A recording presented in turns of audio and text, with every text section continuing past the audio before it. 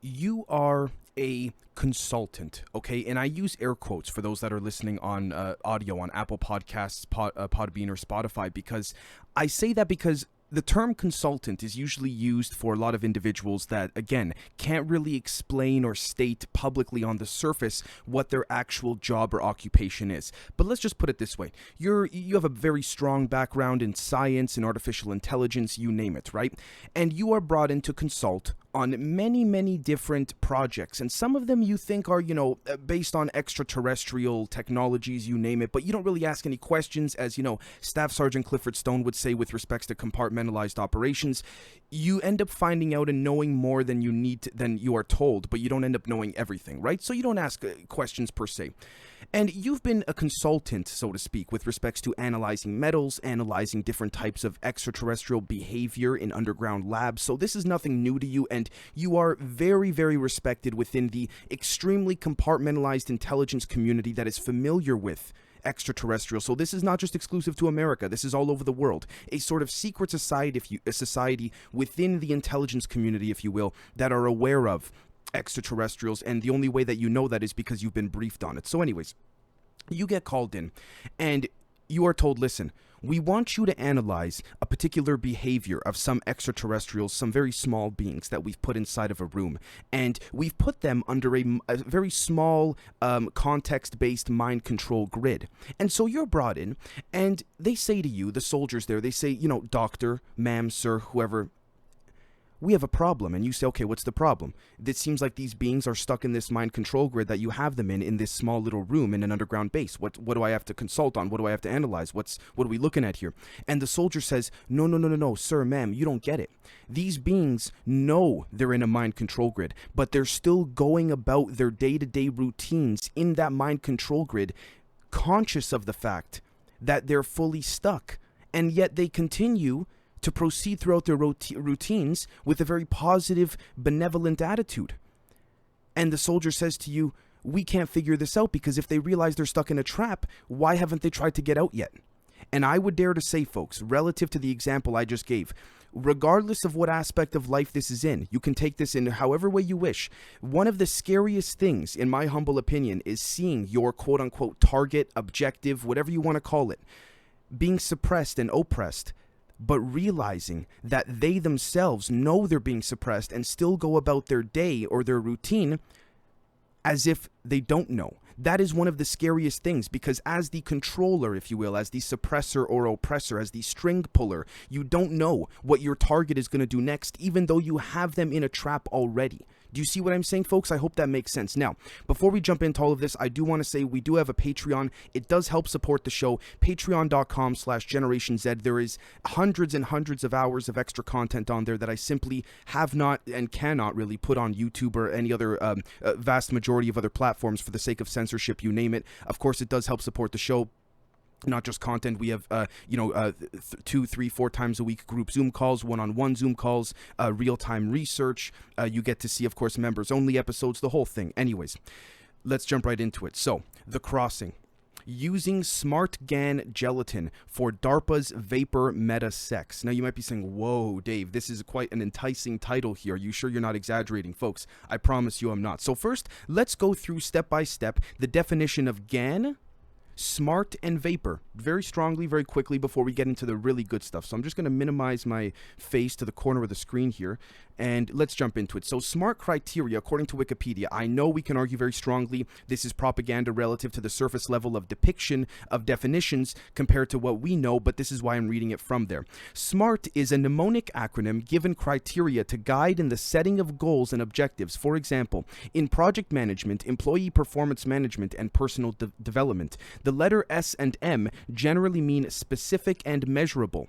All right, possibly the most common version has the remaining letters referring to achievable or attainable, relevant, and time-bound. So SMART, to recap, that stands for specific, measurable, achievable, relevant, and time-bound. All right, so now we know what SMART stands for, okay, just an acronym, right? Let's see what gelatin is. Gelatin, or again, gelatin with an E at the end, is a translucent, colorless, flavorless food ingredient commonly derived from collagen taken from animal body parts. It is brittle when dry and rubbery when moist. It may also be referred to as hydrolyzed collagen, hydrolysate, gelatin hydrolysate or hydrolyzed gelatin, and collagen peptides after it has undergone hydrolysis.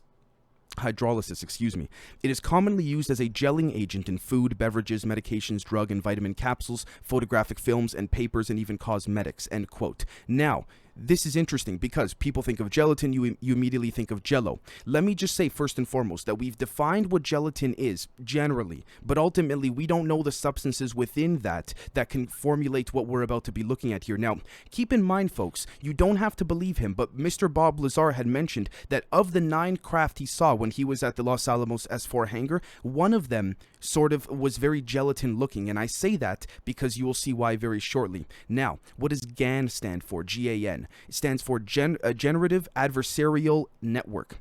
A generative adversarial network is a class of machine learning frameworks designed by Ian Goodfellow and his colleagues in June 2014. Two neural networks contest with each other in a game in the form of a zero-sum game where one agent's gain is another agent's loss. All right? Given a training set, this technique learns to generate new data with the same statistics as the training set. For example, a GAN trained on photographs can generate new photographs that look at least superficially authentic to human observers, having many realistic characteristics. Though originally proposed as a form of generative model for unsupervised learning, GANs have also proved useful for semi-supervised learning and fully supervised learning and reinforcement learning, end quote. We need to look at the intrinsic open source data behind this, folks. And what do I mean by that? Well, you see this right here, reinforcement learning. If we take a look, for example, at what Jacques Vallée said when he went on Joe Rogan with James Fox there, and I know I bring this up so often, but there was just so much information in that podcast in my humble perspective. Mr. Vallée brings up something called pattern of reinforcement, which again is like, for example, when you have a dog or, you throw a ball or a stick, and when your dog chases it, grabs the stick or the ball and brings it back into your hand, you reward them with a treat or some food or something like this, right? Mr. Jacques Vallée was saying the same thing on Joe Rogan, except this is how these UFOs seem to be trying to teach us something relative to other adversarial UFOs. And what I mean by that is that you'll have a mass influx of what seem to be benevolent beings and UFOs sending telepathic messages to a handful of individuals for 2 to 3 months over the continent of Latin America. Then they'll disappear. And then they'll reappear a year later over Australia, for example. So that is what we mean by pattern of reinforcement relative to reinforcement learning relative to GANs. Okay, now, this is when it's going to get good. What is V.A.P.R? Okay, take a look at this, scitechdaily.com. DARPA announces the Vanishing Programmable Resources Program, which is what V.A.P.R stands for. All right. So the sophisticated electronics used by warfighters in everything from radios, remote sensors, and even phones can now be made at such a low cost that they are pervasive throughout the battlefield. These electronics have become necessary for operations, but it is almost impossible to track and recover any device. Interestingly enough, what if these electronics simply disappeared when no longer needed? DARPA announces the V.A.P.R program with the aim of revolutionizing the state-of-the-art in transient electronics. Transient meaning you can see through it, or electronics capable of dissolving into the environment around them. Transient electronics developed under V.A.P.R should maintain the current functionality and ruggedness of conventional electronics, but when triggered, be able to degrade partially or completely into their surroundings. Once triggered to dissolve, these electronics would be useless to any enemy who might come across them. All right, the breakdown, if we see here, the breakdown of such devices could be triggered by a signal sent from command or any number of possible environmental conditions such as temperature. The program seeks to culminate in a technology demonstration that builds a circuit representative of an environmental or biomedical sensor that is able to communicate with a remote sensor and a remote user, end quote. Folks, this is where it gets interesting. Thank you for bearing with me.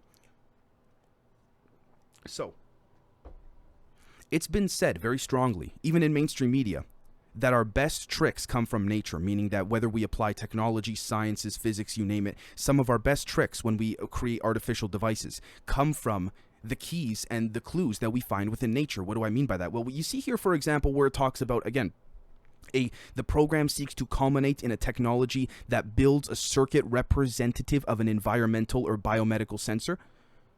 What if we applied that of CPU physics to fractals, for example, quantum computation, chaos magic, quantum entanglement, whatever you want to call it, to, again, the different angles and levels of quantum physics. Now we see here, and I quote, DARPA has previously demonstrated that transient electronics might be used to fight infections at surgical sites. Now we want to develop a revolutionary new class of electronics for a variety of systems whose transience does not require submersion in water. This is a tall order, and we imagine a multidisciplinary approach.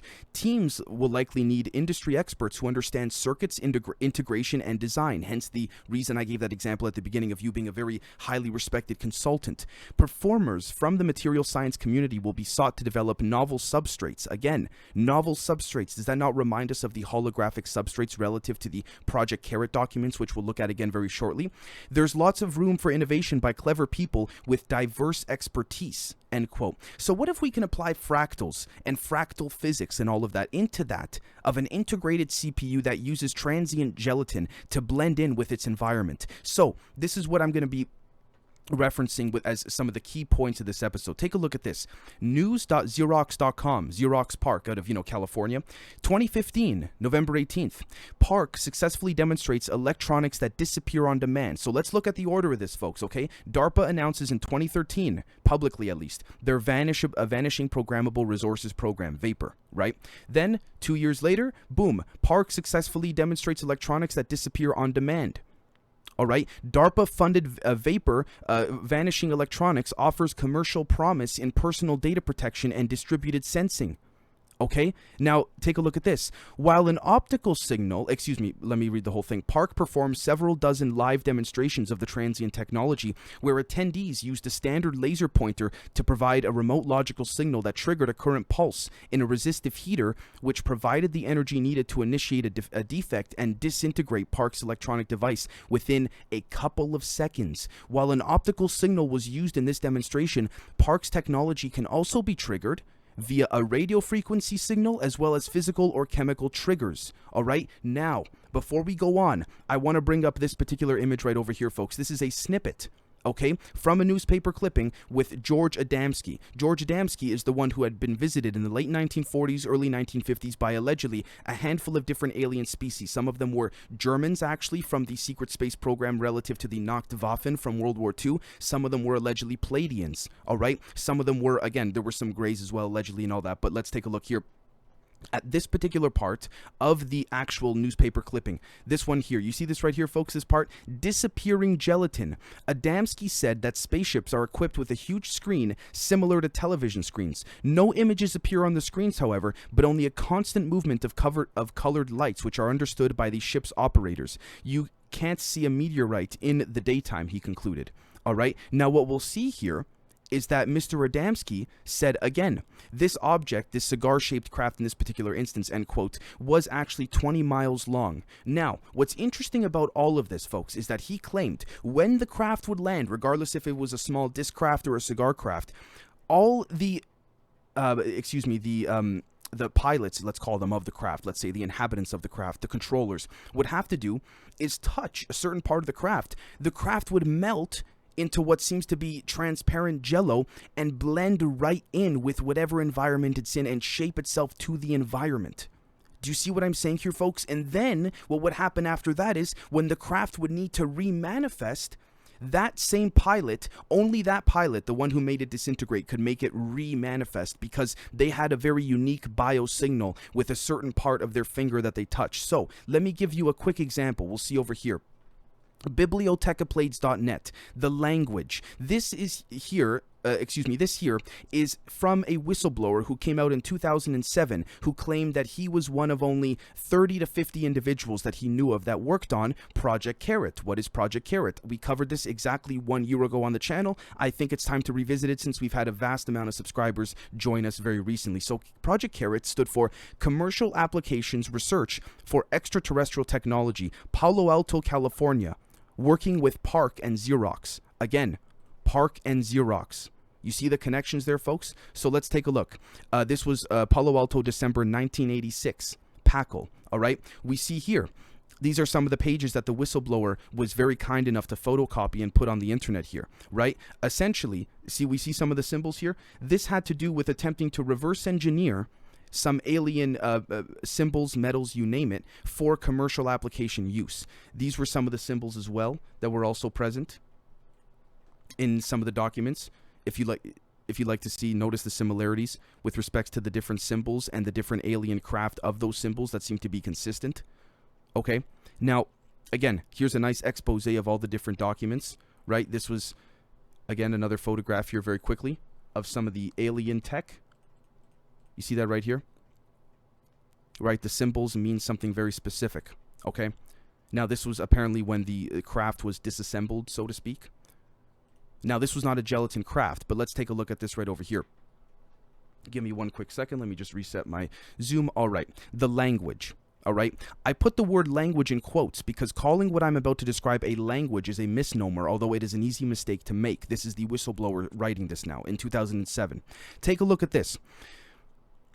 In other words, there's no way to write a computer program on a piece of paper, set that piece of paper on a table or something, and expect it to actually do something. The most powerful code in the world still doesn't actually do anything until a piece of hardware interprets it and translates its commands into actions. This whistleblower is talking about how we on Earth need software and hardware merged in order for the computer to work. But according to this whistleblower, their technology, the aliens, which species is hard to say, their technology is different. It really did operate like the magical piece of paper sitting on a table, in a manner of speaking.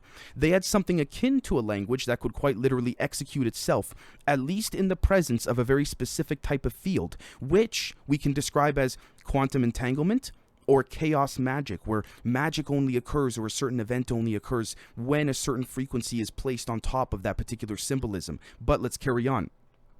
Take a look at this. The language, a term I am still using very loosely, is a system of symbols along with geometric forms and patterns that fit together to form diagrams that are themselves functional.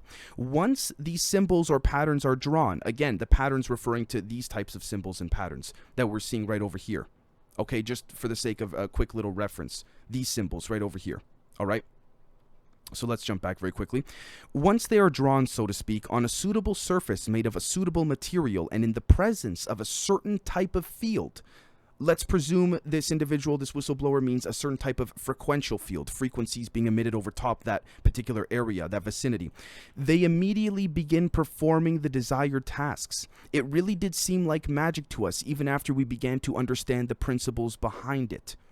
All right. Interestingly enough, if we scroll down a little bit more, first of all, you wouldn't open up their hardware to find a CPU in there or a database or anything like that, or some kind of memory storage. Their hardware appeared to be perfectly solid and consistent in terms of material from one side to the other, like a rock or a hunk of metal. But upon much closer inspection, we, referring to him and his team, the compartmentalized team working on this, began to learn that it was actually one big holographic computational substrate. Each computational element, essentially individual particles, can function independently, but are designed to function together in tremendously large clusters. I say it's holographic because you can divide it up into the smallest chunks you want and still find a scaled down but complete representation of the whole system. Folks, is this not consistent with what Bob Lazar said and Bill Uhouse said as well when working on reverse engineering the craft? No matter how much you just chopped the metal, no matter what you used and cracked the metal and broke it off the craft into whatever small or large pieces, when you analyzed it at an atomic level, it provided a map for the rest of the craft even though it was broken into small pieces. Again, fractals. Again, going back to the concept of gelatin and DARPA. Again, blending into the environment. We take our best tricks from that of nature, so to speak, right? Now, take a look at this. The language is actually a functional blueprint, all right? The forms of the shapes, symbols, and arrangements thereof is itself functional, all right? What makes it all especially difficult to grasp is that every element of each diagram is dependent on and related to every other element, which means no single detail can be created, removed, or modified independently. You know what that reminds us of? When Bill Uhouse was saying that when the J-Rod brought the craft to a simulator craft to Edward Teller and the Atomic Energy Commission, and then the humans tried to reverse engineer that craft but change the different dimensions of the craft, it wouldn't fly. And the J-Rod told them, the gray alien consulting with them, ironically, quote-unquote consultant, go figure, said to them, the Atomic Energy Commission, you cannot change the height of the craft, the dimensions of it, or else relative to that particular lift, that particular power source, propulsion source in that specific craft, it's not going to go. So why is this language the same thing? Which, again, look at this. No single detail, at least according to the whistleblower, can be created, removed, or modified independently. All right? Now, this is the final part I wanted to bring up. Humans like written language because each element of the language can be understood on its own, and from this, complex expressions can be built. However, their language is entirely context sensitive, which means that a given symbol can mean as little as a 1-bit flag in one context, or quite literally contain the entire human genome or a galaxy star map in another, meaning that, again, for example, this one symbol right over here, see this hook, for example, this hook symbol, this could literally mean one definition, or this could literally represent an entire universal map of a particular solar system. Again, very difficult to grasp, but it's the concept of perception relative to the example I gave at the beginning about how we're stuck in a trap, but we're still going about the routine knowing we're stuck in the trap. Now, the final part here. Their technology, however, somehow merges the symbol and the meaning. So a subjective audience is not needed. You can put whatever meaning you want on the symbols, but their behavior and functionality will not change, any more than a transistor will function differently if you give it another name. Meaning, basically, if you change the name of your cat tonight, your cat's still going to have, the same type of fur on its skin. Just because you change its name doesn't mean anything's changed. Again, the concept of plasma intention relative to labels deriving from the Latin language that have created this sort of trap in which we live in. Now, it's going to get even better, by the way. Let's take a quick little pause, a quick little break, if we will. Let's take a step back and look through every single thing that we defined and looked at up until this point. DARPA's V.A.P.R program, the language, all of that, the gelatin craft, the George Adamski article over here about the disappearing craft, the disappearing gelatin. What if we applied that to a generative adversarial network? What you would then have are loads and loads of artificial intelligence, all right, creating some type of curative platform that uses a combination of what we know to be magic and science. But if we jump back very quickly, I'm going to type in here concentric circles. All right, what we're going to find is that, again, I know I've been bringing this example up more so on the Patreon for members than elsewhere, but you see right here, concentric circles, folks. Imagine if you and I are living within this particular dimension, but there is technology from a higher dimension, say the third circle out from the center, that is now being brought into our dimension, but we cannot explain it in a scientific or mathematical justifiable way because we don't have the understanding or perception of the larger dimensions. Hence the reason that, for example, certain geometrical shapes that are considered, sacred geometry or forbidden knowledge or something like this are considered to be context-based, which is why, for example, if you built a pyramid in your bedroom and tried to make some type of anti-gravity apparatus work, it's not going to work. Meanwhile, the pyramids at Area 51 are creating some type of energy beam. You see what I'm saying, folks? So ultimately, it's that understanding of bringing a non-understanding concept into a lower dimension that people within that context of the smaller lower dimension, or denser dimension, if you will, would deem to be magic. Because it cannot be explained until you have the understanding, or at least the ascension, or the ascentive knowledge of this third layer. Does that make sense, folks? I hope that really does. So let's take a look at this right over here. UFOAC.com. The hole at the North Pole. Does it really exist? Is the Earth hollow? It all started in February 1967. Then the American meteorological satellite ESA-3 sent images to Earth that alarmed the world. A huge round hole was visible near the North Pole, and no one had any doubts that it was not a fake. However, to this day, people are arguing what is depicted in the center of the North Pole in the photo. Again, let's keep in mind, for those not familiar, the Antarctic Treaty, all of that, right? A lot of planes, aviation, private or commercial, you name it, cannot fly over these parts of the North Pole, right? Take a look at this. On November 23rd, 1968, images were taken by the American ESA-7 apparatus. These are also images of the North Pole in the complete absence of clouds, which show a black hole in the area of the North Pole. All right? Take a look at this. Now, the reason I bring this up is because this directly corroborates and substantiates that of Walter Russell's universal one, meaning that, again, as above, so below, whether the planet is a battery, emitting a toroidal field in which we emit and all of that. The reason I bring this up is because if we apply those same type of physics to the generative adversarial network, what you then have, generally speaking, would be a type of gelatin vapor esoteric mass, I guess you could say, blue beam system all around us. So when people like Robert Bigelow, or people that are on the inside seemingly of the UFO, I guess you could say, phenomenon, that have more answers than the average person like you and I do, when they say things like, my God, it's right in front of us. Okay, yes, when, these beings being right in front of us, I get it with respects to there may be other dimensions or other worlds around us that we, because of our senses being so confined relative to the light spectrum, cannot sense or detect. However, we can also think, okay, the craft are just invisible, meaning they're right in front of us. But what if right in front of us means not only these images that we see here as creating some type of hole, but that gelatin material relative to DARPA's V.A.P.R program? Okay, relative as well to George Adamski saying this many, many years. This is in the 50s, by the way, before DARPA announced the V.A.P.R program in 2013, right? So what if overall that could be applied through that of generative adversarial networks within this gelatin confine using fractals? And we can not prove but substantiate this, because this right here, thesun.com, brainbuster, mystery brain illness baffles Canadian doctors as cases spread in young people. A mystery brain illness that is baffling Canadian doctors is increasingly affecting young people. People who care for patients with the progressively worsening disease are also bizarrely becoming sick, as though it is catching. One thing, end quote, that people are beginning to notice as they obtain this sickness, so to speak, is that they're noticing some type of translucent material on their arms specifically.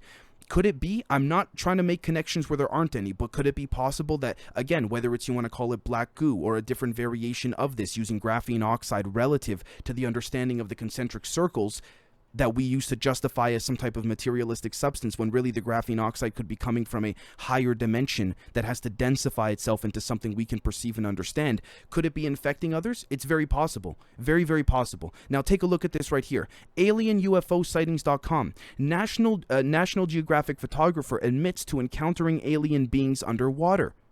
Interestingly enough, he made the revelations through a recent video made by the latter company, National Geographic and Ocean X. Louis Lamar was a photographer for both of those.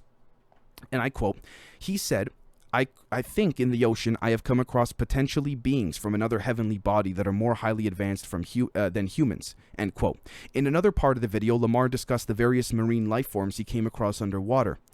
While talking about the strange marine organisms he encountered, Lamar also discussed the appearance of some of the underwater aliens that he saw. I've seen giant deep-sea arachnids, venomous sea snakes far offshore with like bright yellow heads, he said. Sharks in a frenzy, orcas swarming all around me. Some sort of, hyper-advanced aquatic alien creatures inhabiting the shallow waters, which almost look like stingrays. All right.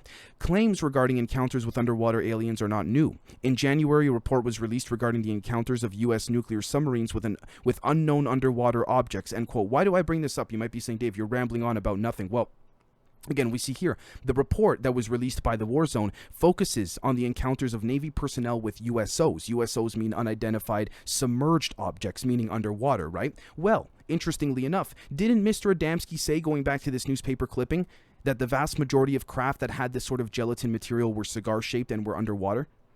This is why I bring this up. We need to attempt to make the connections where they deem fit. Now, speaking of these, craft and all that being observed around nuclear sites and all of that, take a look at this. The debrief.org, okay? Just a few days ago, relative to the day I'm recording this. Authorities confirm sightings of mysterious drones over Swedish nuclear facilities. Authorities in Sweden have confirmed the rash of mysterious drone sightings that occurred near several nuclear facilities late last week. All right. The Ministry of Defense, Swedish police call the events, quote, extremely serious incidences. Now, take a look at this. ctvnews.ca. Ancient life. Again, the same day that this article was published. Ancient life may be just one possible explanation for Mars rover's latest discovery. For those that don't know, CTV News is basically Canada's version of CNN, essentially. And we see here A new analysis, and I quote, of sediment samples collected by the rover revealed the presence of carbon and the possible existence of ancient life on the red planet is just one potential explanation for why it may be there, end quote. Can we not make that connection directly to this declassified CIA archive documents about CIA remote viewers going 2, 3, 4 million years into the past on Mars, seeing a dying humanoid species, a dying planet, so to speak, and domes that seem to be representative of that of the gelatin material that, again, Bill Uhouse, Bob Lazar described as seeing some of the craft being composed of? Okay, now what's interesting about all of this is that, of course, in the title we have, again, the crossing using smart GAN gelatin. All right, generative adversarial network gelatin for DARPA's V.A.P.R metasex. Now, this is when it's going to get a little bit controversial, to be quite honest with you, but I honestly don't care, because we need to really make this noticeable to those that really want to be able to learn and can't afford the Patreon. So, Axios.com. January 19, 2022, just a couple days ago. 3D printing's next act, big metal objects. A new metal 3D printing technology could revolutionize the way large industrial products like planes and cars are made, reducing the cost and carbon footprint of mass manufacturing. Interesting. A new method from a startup called C.A.R.E.T Technologies using a powerful laser technique could be the breakthrough the industry has been waiting for. Hold on a second. Using a powerful laser technique. Let's head back on over to this article, to the Xerox article. All right. Park performed several dozen, on DARPA's V.A.P.R technology, performed several dozen live demonstrations of the transient technology where attendees used a standard laser pointer to provide a remote logical signal that triggered a current pulse in a resistive heater, which provided the energy needed to initiate a defect and disintegrate the device. Oh, how convenient, using a powerful laser technique. Again, it's right in front of our faces with respects to what's been called open source data, if you want to call it that. Look at this now. Again, January 18th, 2022, just a couple days ago. SingularityHub.com. New virus-like particles can deliver CRISPR to any cell in the body. Oh, how interesting, right? Now, SingularityHub.com again. New research. Memories may be stored in the connections between brain cells. January 13th, about a week ago, give or take, 2022. And I quote, all memory storage devices from your brain to the RAM in your computer store information by changing their physical qualities. Since then, neuroscientists have attempted to understand the physical changes associated with memory formation. End quote. Again, information structures. Do we have to go back to Dr. Eric Davis's teleportation physics study report for the Air Force from 2003 or 2004? When he said, again, dematerializing the photons, rematerializing the photons using light to teleport, and that's just one way of doing it. Speaking of which, by the way, if we see right over here, MDPI.com, thank you, Rena, carbon-based nanomaterials for delivery of biologicals and therapeutics. A cutting-edge technology. Carbon-based nanomaterials for delivery of biologicals. Biologicals like what, for example? Like gelatin? We have to consider this. We really do. What other option do we have when we take a look at this, for example? Right? So again, when we look at all of this, we'll find that when we see here, EnochianBio.com, Enochian presents, by the way, Enoch, think about from the esoteric angle, that derivative intentional meaning to present onto the masses relative to such a mainstream media website. But Enochian presents at World Vaccine Conference on promising human and laboratory data to potentially treat solid tumors. Now, I'm going to leave that there. We'll be discussing much more of this on the Patreon, because I don't want to, again, get banned, because, again, mentioning the beep boop here and all of that, so I don't want to take any chances where, again, there may not necessarily need to be one per se. However, if we jump back to the hole at the North Pole, what we'll find is that this had to do with respects to the light spectrum being expanded. Now, let's do a real-time search of mouse experiment, mind control, light. Take a look at this. MIT scientists plant false memory in mouse's mind. All right. Futurism.com. Mind control mice navigates mazes. popsci.com. Scientists can now control mice brains wirelessly. Using what specifically? Light. Take a look. 4 years ago.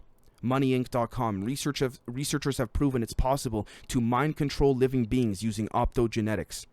Again, I got to be careful because we delved into much more of this in a members-only episode on Patreon about a month or two back. But you see this right here? Recently, South Korean researchers proved that it was possible to mind control living beings via optogenetics. For those who are unfamiliar with the term, optogenetics involves the use of light to control neurons and other cells, which are rendered sensitive to light via genetic modification. As a result, this basic concept was once considered far-fetched in 1999. But what was once far-fetched has become something real that is, to be perfectly honest, not just amazing, but also more than a little bit terrifying. End quote. Again, do you see what I mean here, folks? Now, I know you might be thinking to yourself, Dave, where is the part about the metasex and all of that? Well, that is the part where, again, not to sound like a salesman, I wanted to leave it to the end of the episode because for those that haven't signed up for the Patreon, I recommend you do because we will be covering it there. I'm not trying to do that as a way of, trying to be a salesperson, but I need to be careful discussing things publicly because of because specifically of YouTube. Now, you can envision, you folks are smart, I bet you can envision specifically how that form of optogenetics could be applied using metasex, using the smart general adversarial network, or generative, adversarial network. You folks see what I'm saying here? So, with that being said, let me know what you think, please. I hope that this made sense, and we will catch you all very, very soon. Cheers.